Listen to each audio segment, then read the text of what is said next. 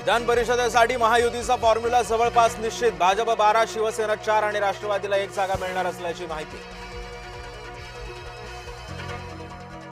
शरद पवारांच्या राष्ट्रवादीची आज बैठक। मुंबईतल्या यशवंतराव चव्हाण सेंटरमध्ये बैठकीचं आयोजन। शरद पवारांच्या उपस्थितीमध्ये होणार बैठक।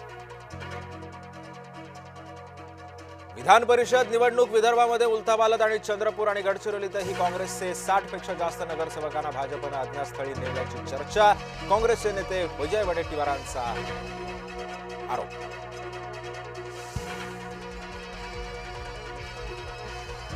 नाशिकच्या टीसीएस मधील धर्मांतर लैंगिक अत्याचार प्रकरणी निदा खानच्या जामीन अर्जावरती आज सुनावणी। एमआयएम नगरसेवक मतीन पटेललाही पोलिसांची नोटीस।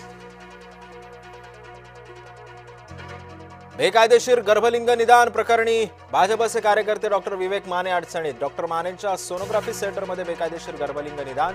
वाशिम जिल्ह्यातल्या मालेगावमध्ये रॅकेटचा पर्दाफाश। पेट्रोल डिझेलचा दर पुन्हा एकदा भडकले। पेट्रोल 2.61 रुपये तर डिझेल 2.71 रुपयांनी वाढलं।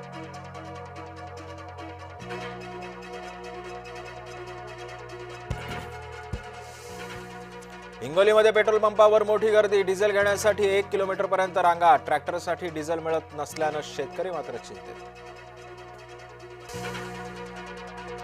जेजुरी मंदिर परिसरामध्ये नेमकं चाललंय तरी काय? भाविकांवरती दुकानदारांची दादागिरी सुरूच। रस्त्यावर गाडी उभं करण्यावरून झाली अरेरावी।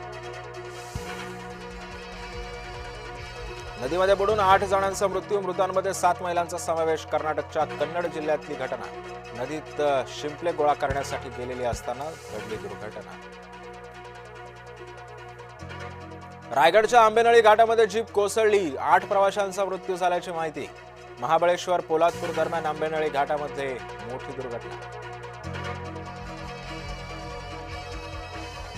धुळे जिल्ह्यातील लळिंग घाटामध्ये भीषण अपघात। अपघातामध्ये 5 जणांचा मृत्यू तर अहिल्यानगर कल्याण मार्गावरील अपघातामध्ये 4 जणांचा बळी।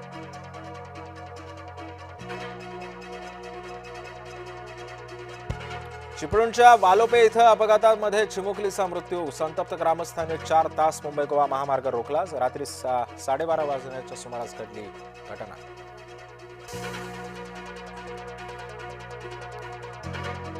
यवतमाळमध्ये उष्णतेचा कहर। गेल्या 48 तासांमध्ये उष्माघाताचे 8 बळी। उष्णतेच्या लाटेमुळे जनजीवन विस्कळीत। पालघरमध्ये लसीकरणानंतर 2 महिन्यांच्या बाळाचा मृत्यू। ओरल पोलिओ आणि पेंटाव्हॅलेंटचा दुसरा डोस घेताच बाळाचा मृत्यू। लसीकरणापूर्वी बालक पूर्णपणे सुदृढ, पालकांचा दावा। मध्य महाराष्ट्र, मराठवाडा, कोकणात वादळी पाऊस। हवामान विभागाकडून वादळी पावसाचा इशारा। येलो अलर्ट जारी। मध्य महाराष्ट्रातील पुणे, सातारा, सांगलीमध्ये हलक्या सरींची शक्यता।